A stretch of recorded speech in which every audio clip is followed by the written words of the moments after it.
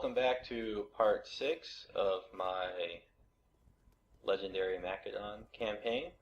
Apparently I've been saying Macedon incorrectly. It's Macedon, not Macedon. And where we left off is I just recruited a pair of slingers in Pella, and it was the end of my turn, so right now we're cycling through the AI turns.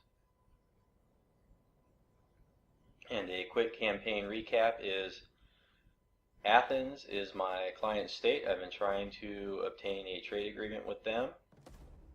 Athens is at war with Epirus, who is bordering me. I am at war with Triballi and Sparta. Triballi is almost destroyed, and Sparta is closing in on my southwest settlement of Pella. And here we are at the beginning of my turn, and it's time for a new military tech.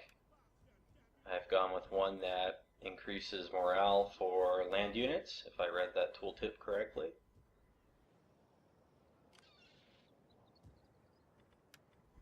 And my northern army there is poised to take care of the Triballi and conquer the settlement of Navisos. And we can see that Sparta is getting dangerously close to Pella. I'm going to bring my spy down to help deal with the Spartans. And we also see that Epirus is on my border there to the west. And since they're at war with my client state, I'm a little worried they might declare war on me and try and attack Pella because it looks very weak.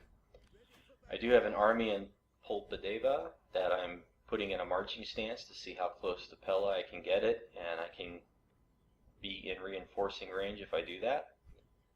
I have a small amount of money to work with, and so I'm seeing here if maybe there's a good pair of mercenaries I can bolster my forces with, although they're very expensive, so that option's kind of undesirable.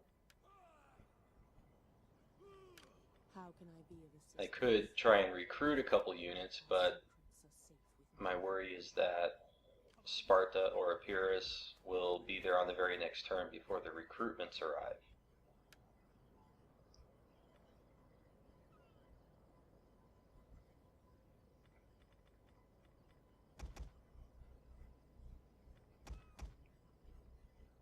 So I could spend a little bit less than 500, 480, and have a couple peltists.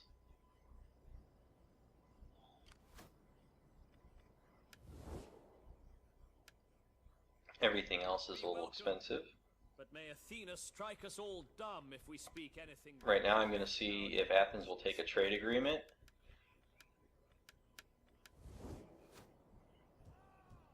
Maybe my money would be better spent trying to have trade with Athens, but they don't want it.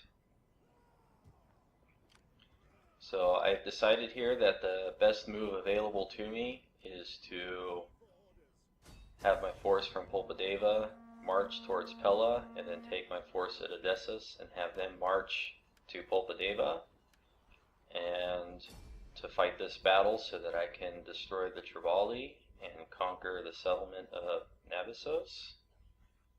And that will bring me to completing this province that I've been after, which will become my military province.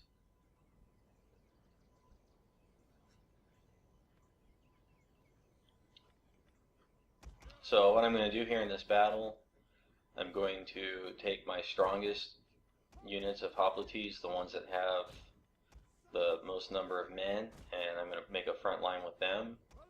And everything that's weakened is going to become a secondary force, and whatever is left over will become a second line of infantry.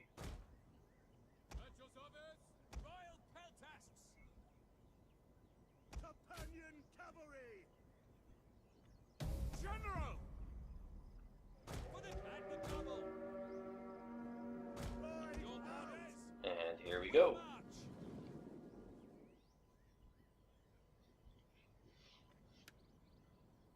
So the AI is doing the boogie shuffle there in the middle of their province.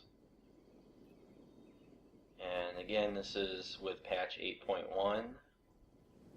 or I'm sorry, this is not with 8.1. I recorded this before. This is still patch 8.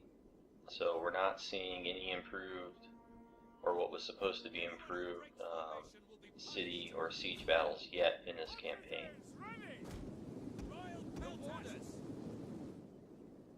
Riders at the double! Macedonians ready! So I'm doing a quick pan of the battlefield there to see in which direction the enemy reinforcements are coming from. If they're behind me, I want to be ready for that.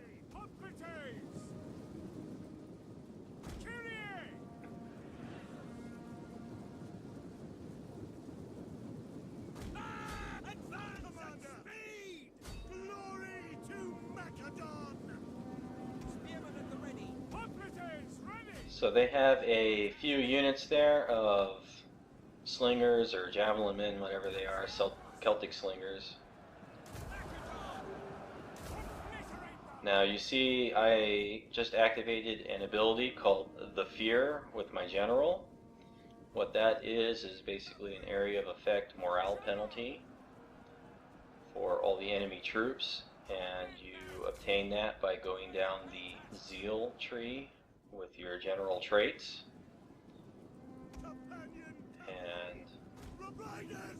And you can see that the main battle there's already one fleeing AI unit. Now I'm taking my cavalry that's heavily depleted and charging them into the flanks with their stampede ability activated. I have to be careful that they don't, and with that charge I just caused basically a wavering of 2 more units of the AIs, so now I'm pushing it even further and I'm bringing my cavalry out. I don't want to lose that unit. The enemy general pursued a little bit and then decided not to. And now I've won the melee over in that small corner of the settlement. And really now it's just all about mopping up the enemy troops.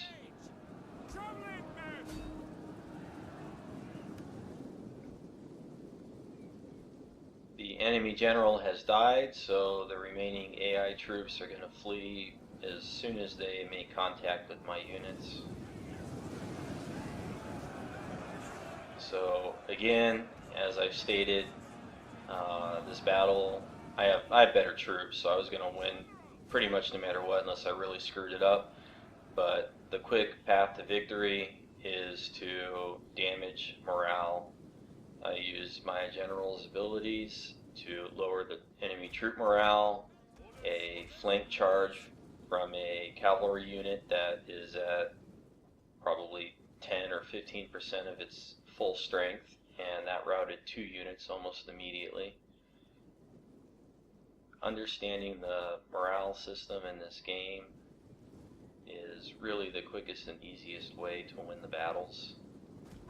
Of course, you do need to have some tier 2 and tier 3 units. If you try to win all your battles with the initial units that you can recruit, you're going to have a rough time in large battles because they rout in droves. As soon as 1 or 2 of them starts to go, the rest of them follow suit. You really need some of the better units that you can recruit from upgraded techs and buildings to have them hold their ground when their neighbors start to rout. And we'll see that a little bit later in this campaign when I'm battling a faction. I have a pretty nasty battle with very heavy casualties on my side, and I believe in that battle, if I remember it correctly, that the AI had a pretty good matching force to my own. So the AI general, another general unit of theirs that reinforced, has finally arrived, and we're just going to go ahead and go out to meet him.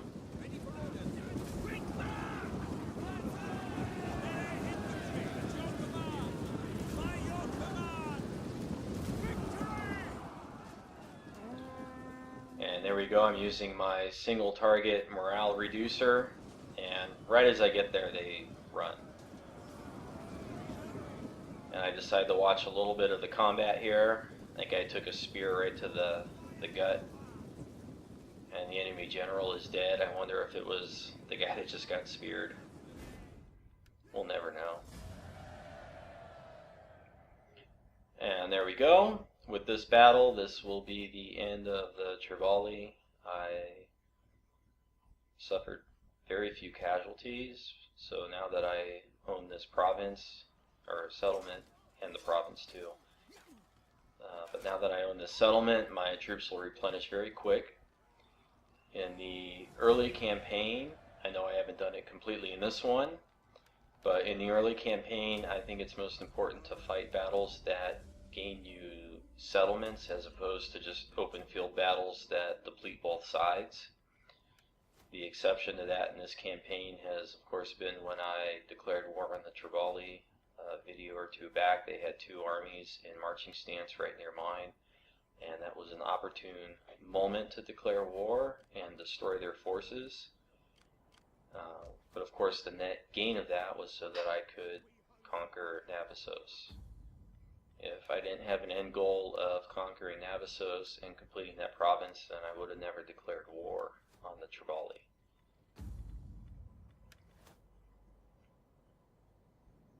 So now I'm just kind of looking at the balance of power with my own faction's internal politics. There's not really much importance to your faction's political screen.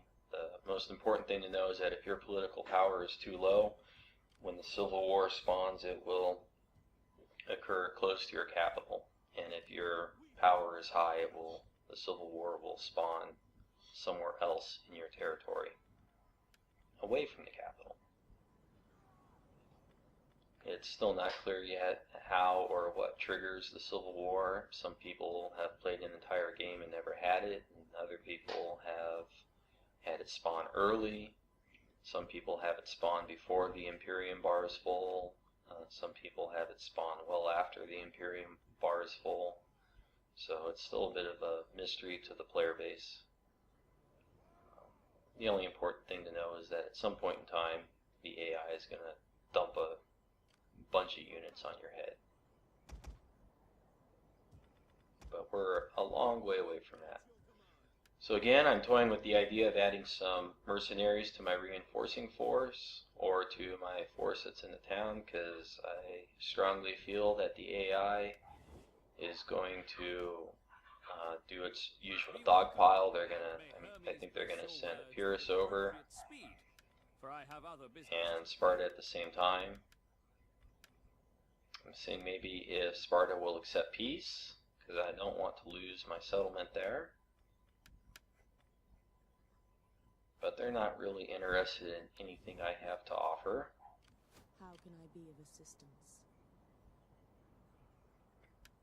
And again, as I was scrolling through that list, you could see the diplomacy list of factions. You could see plenty of factions that had yellow faces towards me, a neutral attitude that I could open trade with, but I don't yet know which way I want to expand, so I don't want to start trade with them.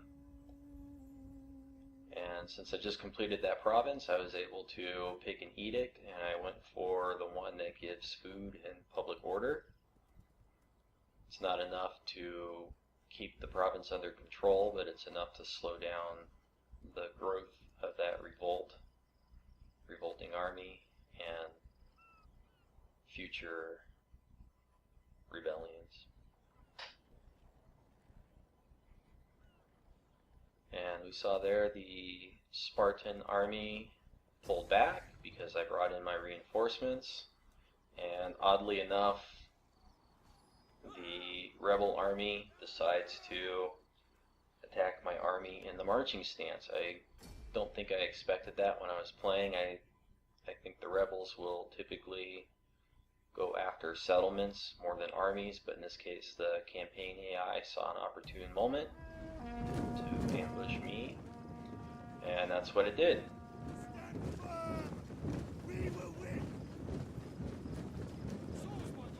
So here I am on the receiving end of an ambush, and the quickest way to recover from this is to select everything and make a locked group and target.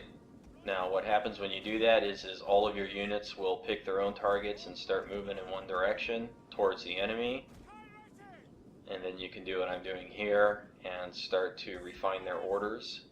Just keep in mind that the AI will always surround you in an ambush. I don't think I've ever had a case where it didn't. So as we can see, I now have units appearing out of the woods behind me. So I'm going to send those Eastern Spearmen, if that's what they are, down to deal with the enemy general. And there's a sizable force of range units that I'm sending my hoplites towards. And we're going to do some focus fire with my ranged units.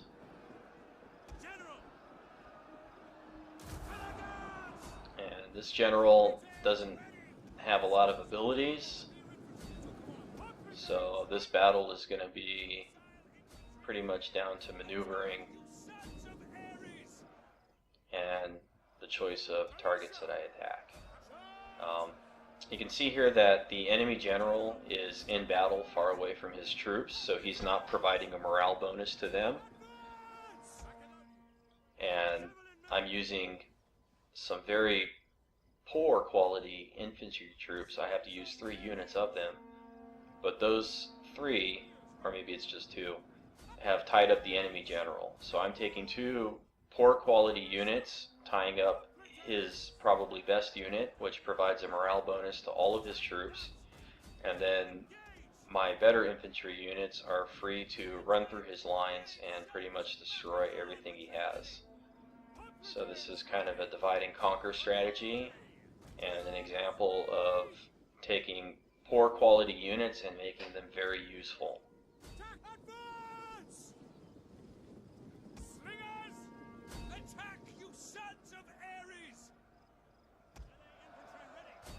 So it looks now like the enemy general has been defeated. Or they're still in combat, so he must still be there in some capacity. Yeah, he's shaken though. He's on his way out. There, the enemy generals just died. And all that's left, it looks like, is some of their missile units and some cavalry. And those little guys being a nuisance and attacking my general.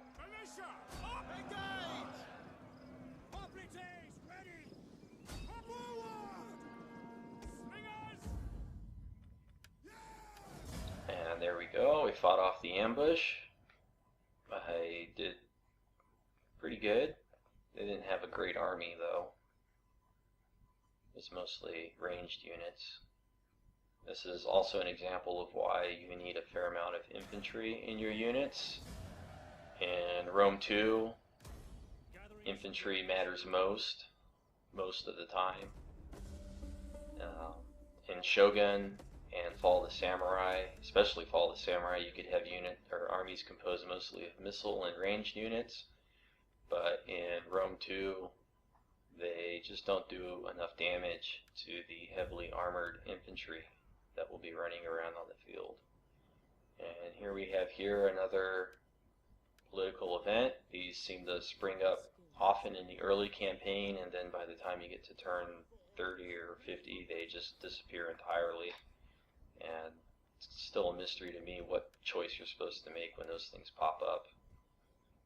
So like I said before, I just read it and pick something that seems reasonable, although I have no idea what they do.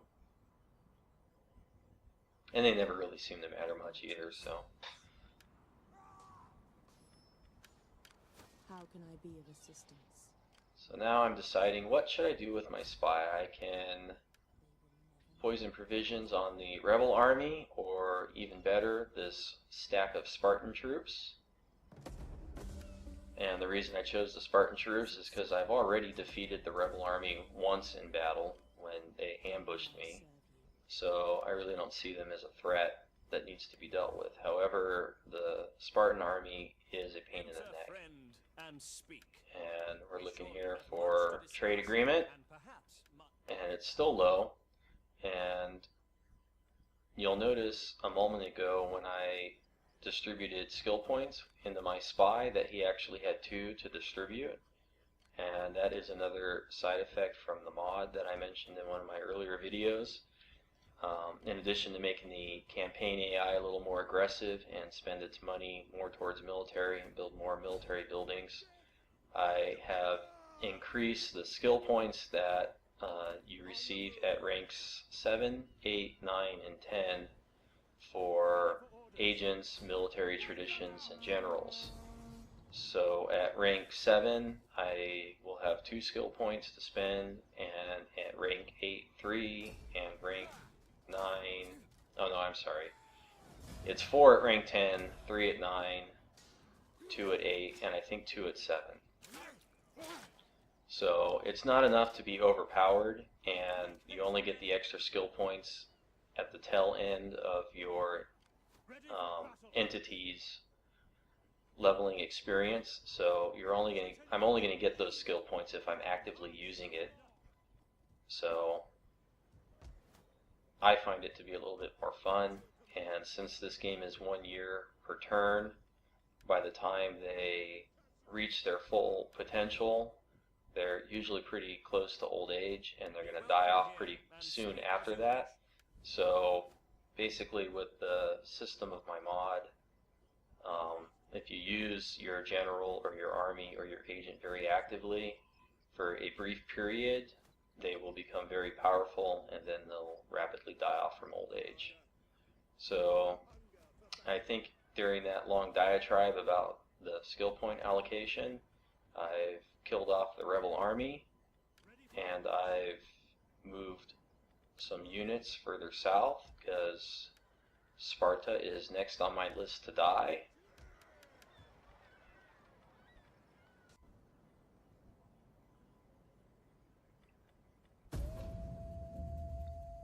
And so that is the end of my turn. I ran out of useful moves.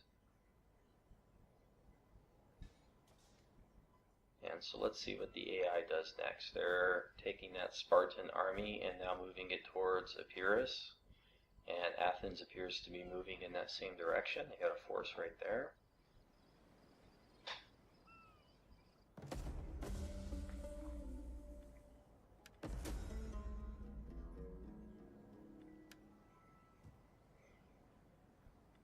So that faction, which I don't know who they are, has been destroyed. And I've encountered a faction. Don't know who yet. So I'm going to go ahead and poison provisions again. An excellent choice. It is done. And so now my spy has leveled to such a rank that poison provisions will almost always be 95% success. And on my next rank up, the poison provision skill will be significantly stronger, because I'll be able to dump more points into the single tree that makes it more powerful. And we are contemplating declaring war with Epirus. If I do this, it will grant me favor with Athens, but I already have a military access agreement with them. I guess I started the game with that. And so if I declare war, it will give me a big diplomatic penalty. It will make me untrustworthy. And those diplomatic penalties can make it harder later in the game. So I've decided not to declare war on Epirus. They also have 3 settlements, and I don't know what armies or forces they have in those other settlements either. So I don't want to declare war on them and then find that they have 3 more stacks of troops that are going to land somewhere on this piece of land we're all sharing. So that was a quick turn. There wasn't a lot to do there. And here Epirus has decided to attack the Spartan army, which is heavily depleted, and because I'm in range, I will be the reinforcements. And I go ahead and auto-resolve this.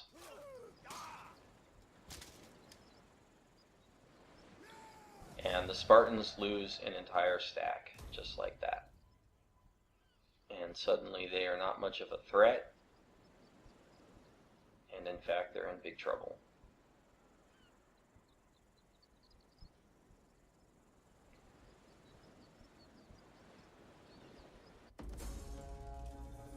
So here we go, another new turn, and I'm moving my spy down to investigate Sparta, and we see that they do have a stack of troops there, and my closest army is a little bit far away, so I'm going to use the marching stance to get a little bit closer.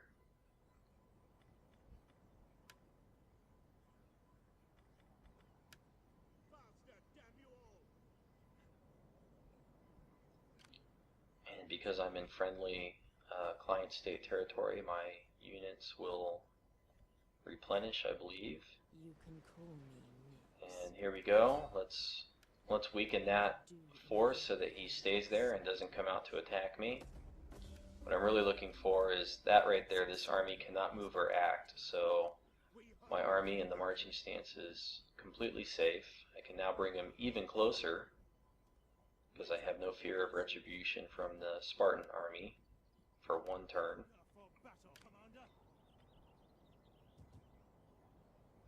And I'm investigating my province. We can see I have a whole bunch of buildings with red exclamations because they're not from my culture or tech tree. If I can give you a fair answer, And let's see what I can get for 800 from Athens. I still can't get anything.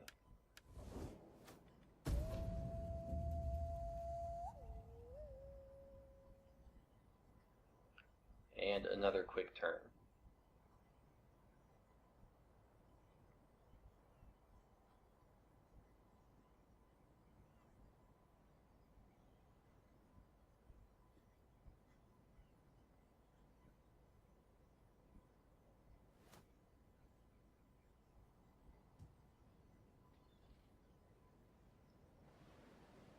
So Ready for battle. What do you wish? the Spartan army is relatively strong. It looks like to me they have some decent units there. My skills are yours. There we go, 2 skill points at rank 8 We hunger for due to my mod that I mentioned earlier in this video. So now I have a little bit more money to spend. Maybe now they would like to trade with me. And the answer is still no. So now I'm looking at what can I maybe do with this 900 that I have in my bank. Can I make a province better? And I've decided to finally open up a population slot. And since this is a 3 settlement province that I share with Athens, it's not going to be one of my better money makers. So I'm looking here, what can I put in here that's going to boost income and or public order? And we see that this building gives plus wealth to industry, and I've already got one industry building there. So I'm going to build a civic or city center building for the plus percentage to industry.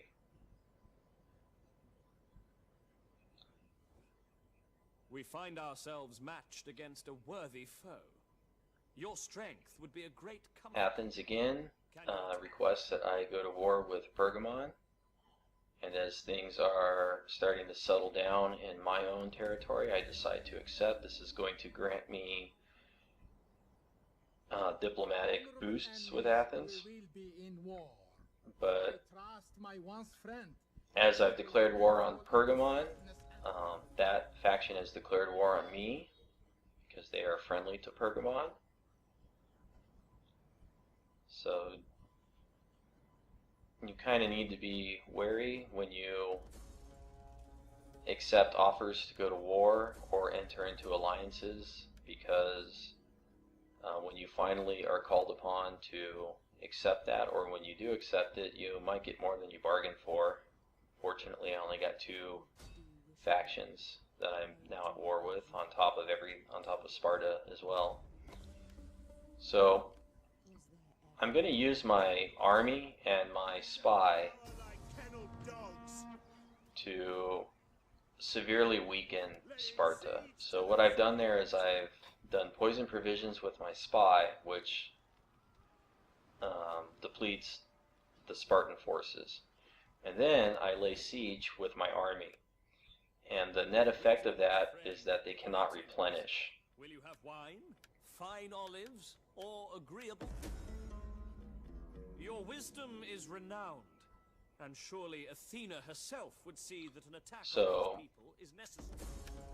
I decline joining Athens in war with Epirus because I have that military access agreement with them still, and I don't want to incur diplomatic penalty for breaking agreements or being untrustworthy. But I am also now at war with Pergamon, and they're over there to the east, so I highly suspect that they will soon be visiting me. So now I'm taking these forces and moving them eastward in my settlements. And as I said, this army there is laying siege so that the Spartan army cannot replenish. And basically every turn I'm going to break siege and poison provisions and then re-siege just to prevent replenishment. And after a couple turns of doing that, I will conquer the Spartan settlement with very few losses to myself.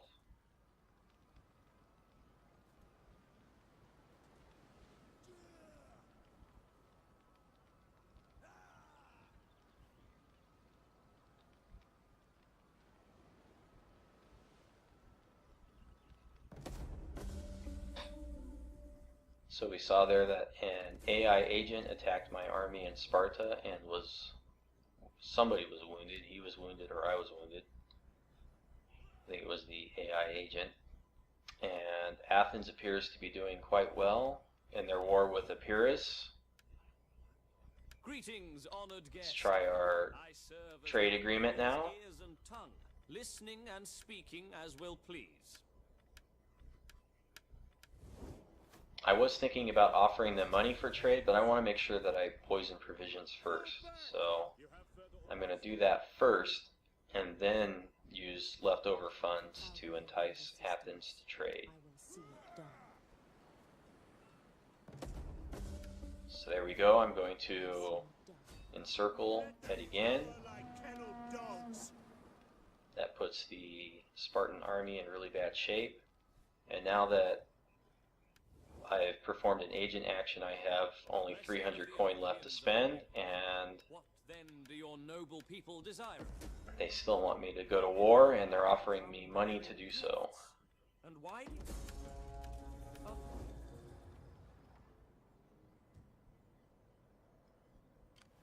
So you can see now that my finances are really in the toilet. I have 300 to my name and less than 700 coming in each turn. And here I realized that, oops, I did not have my taxes set any higher, so I used this dire situation to adjust my taxes.